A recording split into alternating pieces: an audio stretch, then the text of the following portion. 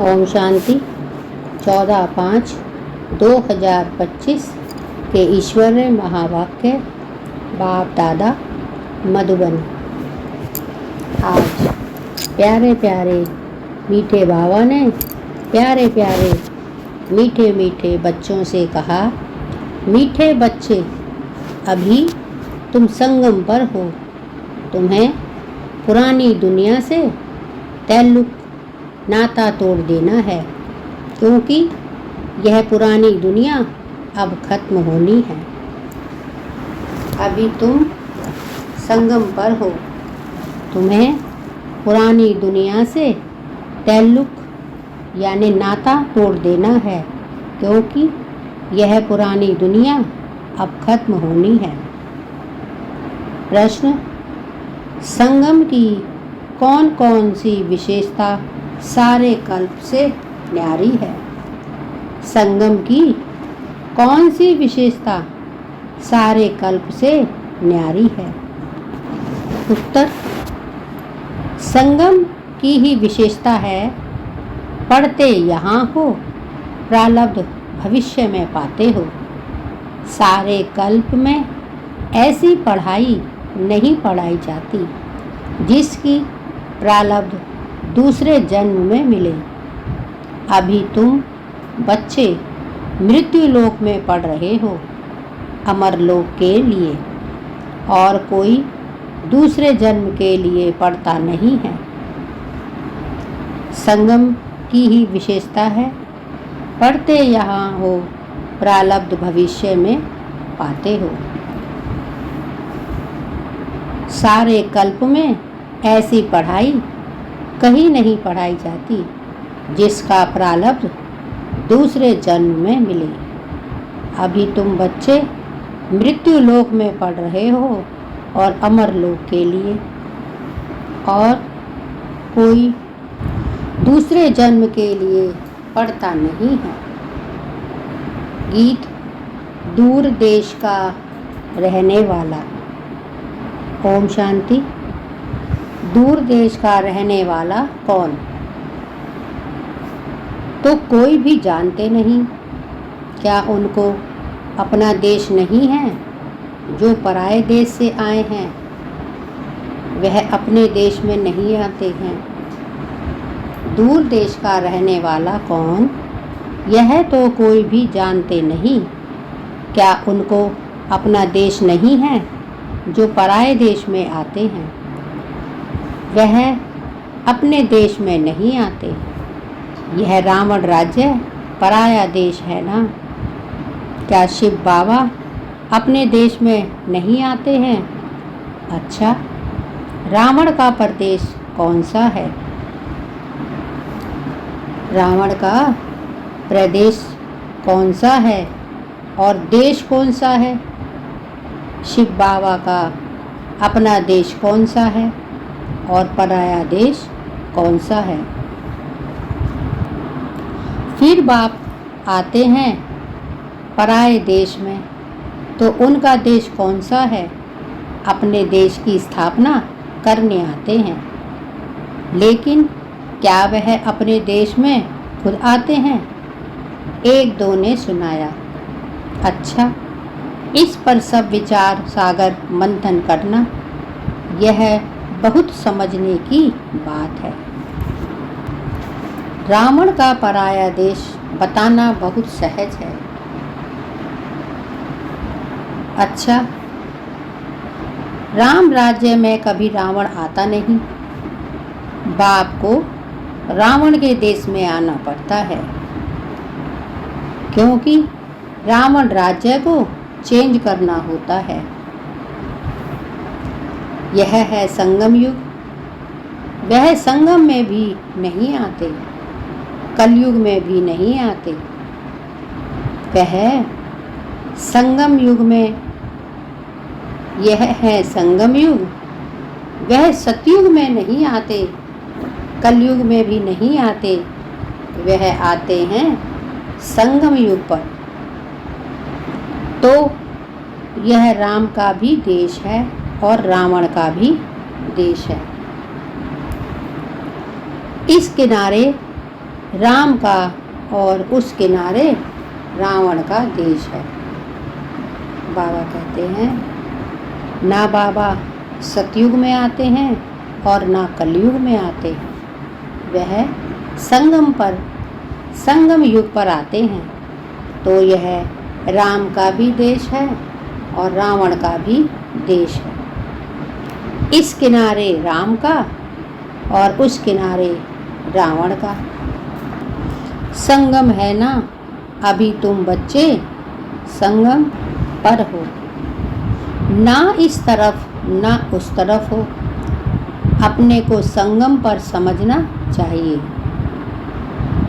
हमारा उस तरफ ताल्लुक नहीं है। बुद्धि में पुरानी दुनिया से ताल्लुक तोड़ना पड़ता है। रहते तो यहाँ ही हैं, परंतु बुद्धि से जानते हैं यह पुरानी दुनिया ही खत्म होनी है। आत्मा कहती है, अभी मैं संगम पर हूँ। बाप आया हुआ है, उनको खिवैया भी कहते हैं। अभी हम जा रहे हैं। कैसे? योग से।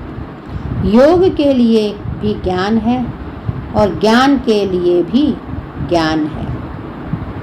योग के लिए समझाया जाता है, अपने को आत्मा समझो, फिर बाप को याद करो। यह भी ज्ञान है ना। ज्ञान अर्थात समझानी। बाप मत देने आए हैं, कहते हैं अपने को आत्मा समझो। आत्मा ही 84 जन्म लेती है। बाप बच्चों को ही विस्तार से बैठ समझाते हैं।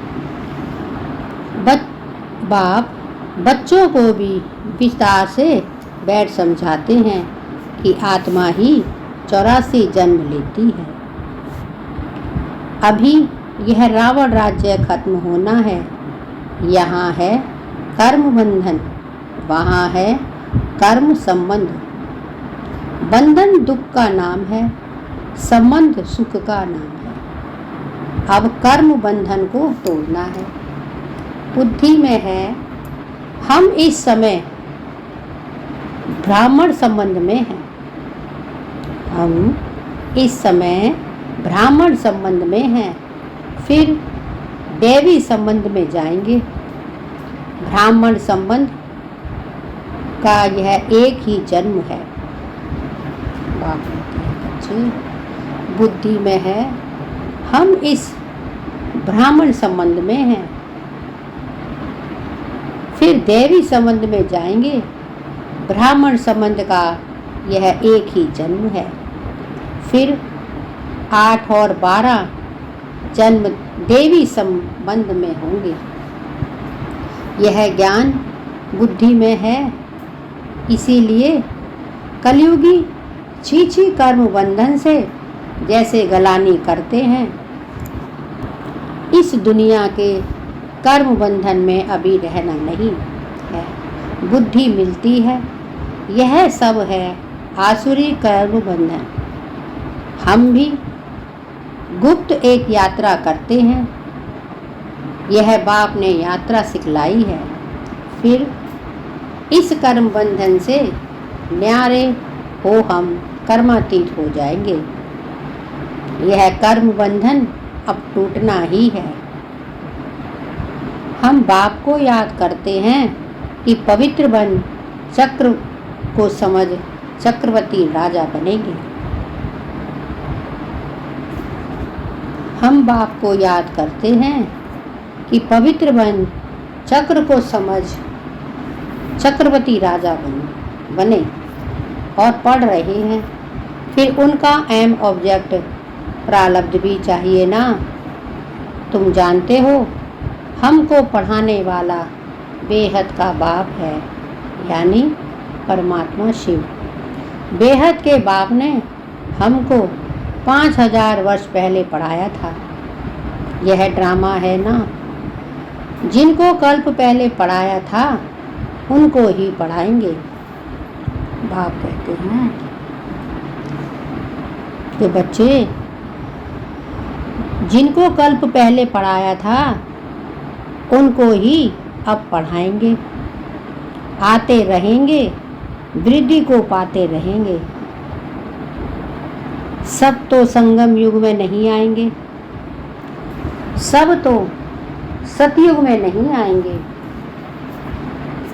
सब तो सतयुग में नहीं आएंगे, बाकी सब जाएंगे वापिस घर। इस पार है नर्क, उस पार है स्वर्ग। उस पढ़ाई में तो समझते हैं, हम यहाँ पढ़ते हैं, फिर प्रारब्ध भी यहाँ पाएंगे। यहाँ हम पढ़ते हैं संगम युग पर, इनकी प्रारब्ध हमको नई दुनिया में मिलेगी। यह है नई बात। दुनिया में ऐसे कोई नहीं कहेंगे कि तुमको इसकी प्रारब्ध दूसरे जन्म में मिलेगी। इस जन्म में अगले जन्मों की प्रारब्ध पाना, यह सिर्फ इस संगम युग पर ही होता है। बाप भी आते हैं संगम युग पर। तुम पढ़ते हो पुरुषोत्तम बनने के लिए। यह सिर्फ इस संगम युग पर ही होता है।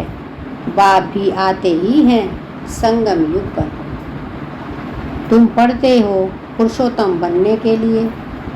एक ही बार भगवान ज्ञान का सागर आके पढ़ाते हैं। एक ही बार ज्ञान का सागर भगवान परमात्मा शिव आकर आपको पढ़ाते हैं। नई दुनिया अमरपुरी के लिए। यह तो है कलयुग, मृत्युलोक। हम पढ़ते हैं सतयुग के लिए, नरकवासी से स्वर्गवासी होने के लिए। यह पढ़ाई बच्चे पढ़ते हैं। कलयुग मृत्युलोक में हम पढ़ते हैं सतयुग के लिए, नरकवासी से स्वर्गवासी होने के लिए। यह है पराया देश, वह है अपना देश। उस अपने देश में बाप को आने की दरकार नहीं है। वह देश बच्चों के लिए ही है।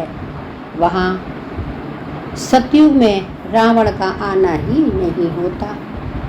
रावण गुम हो जाता है, फिर आएगा द्वापर में तो बाप भी गुम हो जाता है।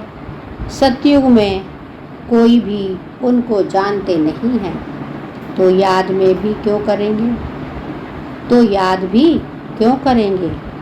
सुख की प्रारब्धि पूरी होती है तो फिर रावण राज्य शुरू होता है। इनको पराया देश कहा जाता है। अभी तुम समझते हो हम संगम युग पर हैं। हमको रास्ता दिखलाने वाला बाप परमात्मा शिव मिला है। बाकी सब धक्के खाते रहते हैं। जो बहुत थके हुए होंगे, जिन्होंने कल्प पहले रास्ता लिया होगा, वह आते रहेंगे। तुम पंडे सबको रास्ता बताते हो। यह है रूहानी यात्रा का रास्ता। सीधा चले जाएंगे सुख धाम। तुम पंडे पांडव संप्रदाय के हो। पांडव राज्य में नहीं। राज्य ना पांडवों को ना कौरवों को है। दोनों को ताज नहीं है। भक्ति मार्ग में दोनों को ताज दे दिया है। अगर दे भी तो कौरवों को लाइट का ताज नहीं देंगे। भक्ति मार्ग में दोनों को ताज दे दिया है। अगर दे भी तो कौरवों को लाइट का ताज नहीं देंगे। पांडवों को भी लाइट नहीं दे सकते, क्योंकि पुरुषार्थी हैं। चलते चलते गिर पड़ते हैं, तब किसको देवें। इसीलिए यह सब निशानी विष्णु को दी गई है, क्योंकि वह पवित्र है। सतयुग में सब पवित्र संपूर्ण निर्विकारी होते हैं। पवित्रता की लाइट का ताज है। इस समय तो कोई पवित्र नहीं है। सन्यासी लोग कहलाते हैं कि हम पवित्र हैं, परंतु दुनिया तो पवित्र नहीं है ना। जन्म फिर भी विकारी दुनिया में ही लेते हैं। यह है रावण की पतितपुरी। पावन राज्य सतयुग नई दुनिया को कहा जाता है। पावन राज्य सतयुग नई दुनिया को कहा जाता है। अब तुम बच्चों को बाप बागवान कांटों से फूल बनाते हैं। वह पतित पावन भी हैं, खिवैया भी हैं, बागवान भी। बाप बच्चों को बाप बागवान कांटों से फूल बनाते हैं। वह पतित पावन भी हैं, खिवैया भी हैं और बागवान भी हैं। बागवान आए हैं कांटों के जंगल में, तुम्हारा कमांडर तो एक ही है। यादवों का कमांडर चीफ शंकर को कहेंगे। बाप कहते हैं, बागवान आए हैं कांटों के जंगल में, तुम्हारा कमांडर तो एक ही है। यादवों का कमांडर चीफ शंकर को कहें। यूँ तो वह कोई विनाश कराते नहीं हैं। जब समय होता है तो लड़ाई लगती है। कहते हैं शंकर की प्रेरणा से मूसल आदि बनते हैं। यह सब कहानियाँ बैठ बनाई हैं। पुरानी दुनिया खत्म तो जरूर होनी है। मकान पुराना होता है तो गिर पड़ता है, मनुष्य मर जाते हैं। यह भी पुरानी दुनिया खत्म होनी है। यह सब दबकर मर जाएंगे। कोई डूब मरेंगे, कोई शौक से मरेंगे। बॉम्ब्स आदि की जहरीली वायु भी मार डालेगी। बच्चों की बुद्धि में है कि अभी विनाश होना ही है। हम उस पार जा रहे हैं। कलयुग पूरा हो, सतयुग की स्थापना जरूर होनी है। फिर आधा कल्प लड़ाई होती ही नहीं। अभी बाप आए हैं पुरुषार्थ कराने। यह लास्ट चांस है।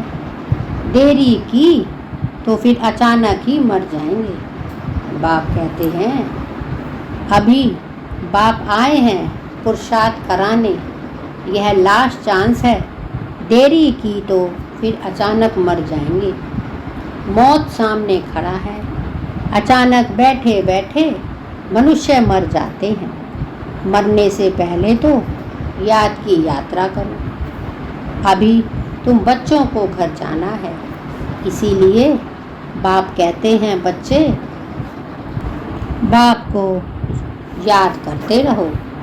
अपना चार्ट रखो तो मालूम पड़ेगा सारे दिन में हमने क्या किया। 5-6 वर्ष की आयु से लेकर अपनी लाइफ में क्या क्या किया। बाप कहते हैं, बच्चे बाप को याद करेंगे तो पाप विनाश हो और तुम अपने घर चले जाएंगे। इसीलिए बाप को याद करते रहो। अपना चार्ट रखो तो मालूम पड़ेगा सारे दिन में हमने क्या किया।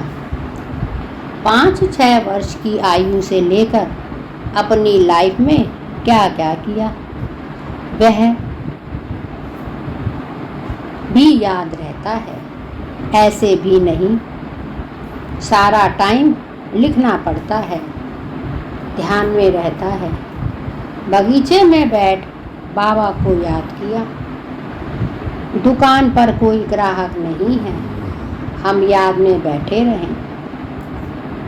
अंदर में नोट रहेगा। अगर लिखना चाहते हैं तो फिर डायरी रखनी पड़े। मूल बात है ही यह है, हम तमो प्रधान से सतो प्रधान कैसे बने, पवित्र दुनिया के मालिक कैसे बने। पतित से पावन कैसे बने?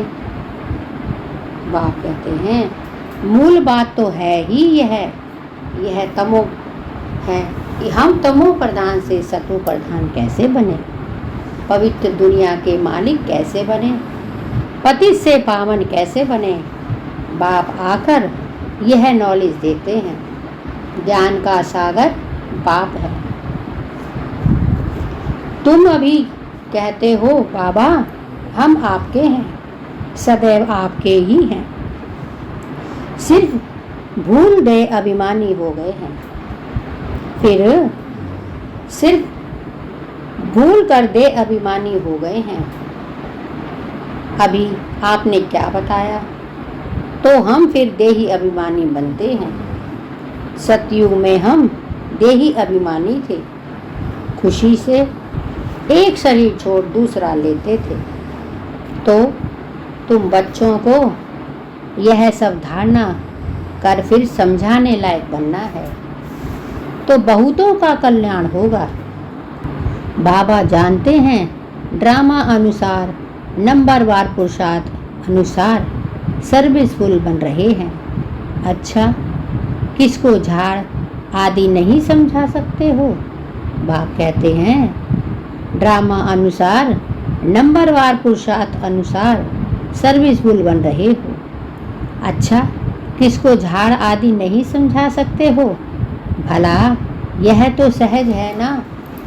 किसको भी बोलो तुम अपने को आत्मा समझ बाप को याद करो, यह तो बिल्कुल सहज है। यह बाप ही कहते हैं मुझे याद करो तो विकर्म विनाश होंगे और कोई मनुष्य कह ना सके सिवाय तुम ब्राह्मणों के, और कोई ना आत्मा को ना परमात्मा को ना परमात्मा बाप को जानते हैं। ऐसे ही सिर्फ कह देंगे तो किसको तीर लगेगा नहीं, भगवान का रूप जानना पड़े। यह सब नाटक के एक्ट्रेस हैं। हर एक आत्मा शरीर के साथ एक्ट करती है। एक शरीर छोड़ दूसरा ले फिर पार्ट बजाती है। वह एक्टर्स कपड़े बदली कर भिन्न भिन्न पार्ट बजाते हैं। तुम फिर शरीर बदलते हो। वो कोई मेल व फीमेल की ड्रेस पहनेंगे अल्पकाल के लिए। यहाँ मेल का चोला लिया तो सारी आयु मेल ही रहेंगे। वह हद का ड्रामा है, यह है बेहद का ड्रामा। पहली मुख्य बात है, बाप कहते हैं मुझे याद करो, जिससे बच्चे तुम्हारे विकर्म नष्ट होंगे। मुझे याद करो और घर को याद करो तो तुम घर में चले जाएंगे। शिव बाबा इनमें आकर शिक्षा देते हैं। शिव बाबा ब्रह्मा तन में आकर शिक्षा देते हैं। बाप को याद करते करते तुम पावन बन जाएंगे, फिर पवित्र आत्मा उड़ेगी। जितना जितना याद किया होगा, सर्विस की होगी, उतना ही उच्च पद पाएंगे। याद में ही बहुत विघ्न पड़ते हैं। पावन नहीं बनेंगे तो फिर धर्मराजपुरी में सजाएं भी खानी पड़ेगी। बाप कहते हैं बच्चे, अगर तुम पढ़ाई नहीं पढ़ोगे, पावन नहीं बनोगे, तो धर्मराज की सजा भी खानी पड़ेगी। इज्जत भी जाएगी, पद भी भ्रष्ट होगा। पिछाड़ी में सब साक्षात्कार होंगे, परंतु कुछ कर नहीं सकेंगे। साक्षात्कार कराएंगे, तुमको इतना समझाया फिर भी याद नहीं किया, पाप रह गए। अब आओ सजा, अब खाओ सजा। उस समय पढ़ाई का टाइम नहीं रहता। अफसोस करेंगे हमने क्या किया, नाहक टाइम गवाया, परंतु सजा तो खानी पड़ेगी। कुछ भी हो, थोड़े ही हो सकेगा। ना पास हुए तो हुए, फिर पढ़ने की बात नहीं है। उस पढ़ाई में तो ना पास हो फिर पढ़ते हैं, यह तो पढ़ाई ही पूरी हो जाएगी। अंत समय में पश्चाताप ना करना पड़े, उसके लिए बाप राय देते हैं। बाप कहते हैं, अगर पवित्र नहीं बनोगे तो खाओ सजा। उस समय पढ़ाई का टाइम नहीं रहता, अफसोस करेंगे हमने क्या किया, नाहिक टाइम गवाया, परंतु सजा तो खानी पड़े। कुछ हो थोड़े ही सकेगा, ना पास हुए तो हुए, फिर पढ़ने की बात नहीं। उस पढ़ाई में तो ना पास हो फिर पढ़ते हैं, यह पढ़ाई ही पूरी हो जाएगी। अंत समय में पश्चाताप ना करना पड़े, उसके लिए बाप राय देते हैं। बच्चे अच्छी रीति पढ़ लो, झरमुई झरमुई झरमुई जगमुई में अपना टाइम वेस्ट मत करो, नहीं तो बहुत पछताना पड़ेगा। माया बहुत उल्टे काम कराती है। चोरी कभी नहीं की होगी, चोरी कभी नहीं की होगी, वह भी कराएगी। पीछे स्मृति आएगी, हमको तो माया ने धोखा दे दिया। पहले दिल में ख्याल आता है, फलानी चीज उठाओ, बुद्धि तो मिली है ना, यह राइट व रॉन्ग है। बाप कहते हैं, बच्चे तुम्हें बुद्धि तो मिली है ना, क्या राइट है और क्या रॉन्ग है। यह चीज उठाओ तो रॉन्ग होगा, नहीं उठाएंगे तो राइट होगा। अब क्या करना है, पवित्र रहना तो अच्छा है ना, संग में आकर लूज नहीं होना। हम बच्चे कहते हैं, संग दोष में आके लूज नहीं होना बच्चे, हम भाई बहन हैं, फिर नाम रूप में क्यों फंसे। ध्येय अभिमान में नहीं आना है, परंतु माया बड़ी जबरदस्त है। माया रॉन्ग काम करवाने के संकल्प लाती है। बाप कहते हैं, तुमको रॉन्ग काम नहीं करना है। लड़ाई चलती है, फिर गिर पड़ते हैं, फिर राइट बुद्धि आती ही नहीं। हमको राइट काम करना है, अंधों की लाठी बनना है। अच्छे ते अच्छा काम है यह। शरीर निर्वाह के लिए समय तो है, रात को नींद भी करनी है। आत्मा थक जाती है तो फिर सो जाती है, शरीर भी सो जाता है। तो शरीर निर्वाह के लिए, आराम करने के लिए टाइम तो है। बाकी समय मेरी सर्विस में लग जाओ। याद का चार्ट रखो, लिखते भी हैं फिर चलते चलते फेल हो जाते हैं। बाप को याद नहीं करते, सर्विस नहीं करते तो रॉन्ग काम होता रहता है। बाप कहते हैं, बच्चे अगर तुम सर्विस नहीं करते तो रॉन्ग काम होता रहता है। अच्छा, मीठे मीठे सिकी लदे बच्चों प्रीत, माता पिता बाप दादा का याद प्यार और गुड मॉर्निंग। रूहानी बाप की रूहानी बच्चों को नमस्ते, और हम सब रूहानी बच्चों की रूहानी माता पिता बाप दादा को याद प्यार, गुड मॉर्निंग और नमस्ते। धारणा के लिए मुख्य सार। 1. झरमुई जगमुई में अपना टाइम वेस्ट नहीं करना है। माया कोई भी उल्टा काम ना कराए, यह ध्यान रखना है। संग दोष में आकर कभी लूज नहीं होना है। देह अभिमान में आकर किसी के नाम रूप में नहीं फंसना है। झरमुई जगमुई में अपना टाइम वेस्ट नहीं करना है। माया कोई भी उल्टा काम ना कराए, यह ध्यान रखना है। संग दोष में कब आकर कभी लूज नहीं होना है। ध्येय अभिमान में आकर किसी के नाम रूप में नहीं फंसना है। 2, घर की याद के साथ साथ बाप को भी याद करना है। याद के चार्ट की डायरी बनानी है, नोट करना है। हमने सारे दिन में क्या क्या किया, कितना समय बाप को दिया, कितना समय बाप की याद में रहे। घर की याद के साथ साथ बाप को भी याद करना है। याद में चार्ट की डायरी बनानी है, नोट करना है। हमने सारे दिन में क्या क्या किया, कितना समय बाप की याद में दिया और कितना समय हम बाप की याद में रहे। वरदान, नम्रता रूपी कवच द्वारा व्यर्थ के रावण को जलाने वाले सच्चे स्नेही सहयोगी भव। घर की याद के साथ साथ बाप को भी याद करना है। याद के चार्ट की डायरी बनानी है, नोट करना है। हमने सारे दिन में क्या क्या किया, कितना समय बाप की याद में रहे।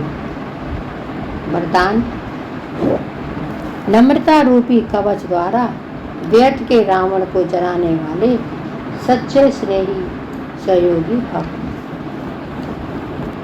नम्रता रूपी कवच द्वारा व्यर्थ के रावण को जलाने वाले सच्चे स्नेही सहयोगी भव। कोई कितना भी आपके संगठन में कभी ढूंढने की कोशिश करे,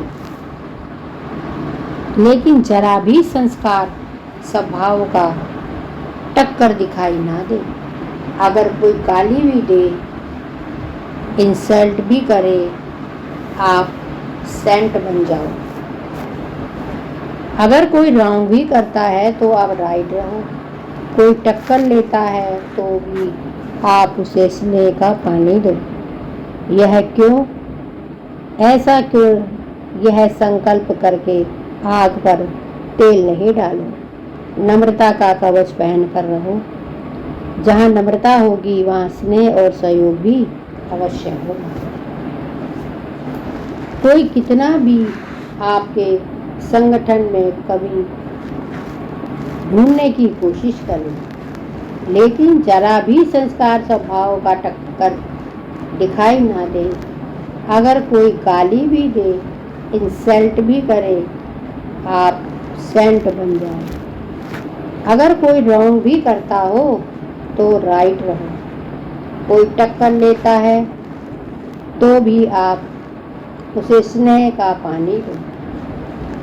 यह क्यों, ऐसा क्यों, यह संकल्प करके आग में तेल नहीं डालो। नम्रता का कवच पहन कर रहो। जहाँ नम्रता होगी वहाँ स्नेह और सहयोग भी अवश्य होगा। स्लोगन, मेरेपन की अनेक हद की भावनाएं एक मेरे बाबा में समा दो। मेरेपन की अनेक हद की भावनाएं एक मेरे बाबा में समा दो। अव्यक्त इशारे, रूहानी रॉयल्टी और प्यूरिटी के पर्सनैलिटी धारण करो। रूहानी रॉयल्टी और प्यूरिटी की पर्सनैलिटी धारण करो। रूहानी रॉयल्टी का फाउंडेशन संपूर्ण पवित्रता है।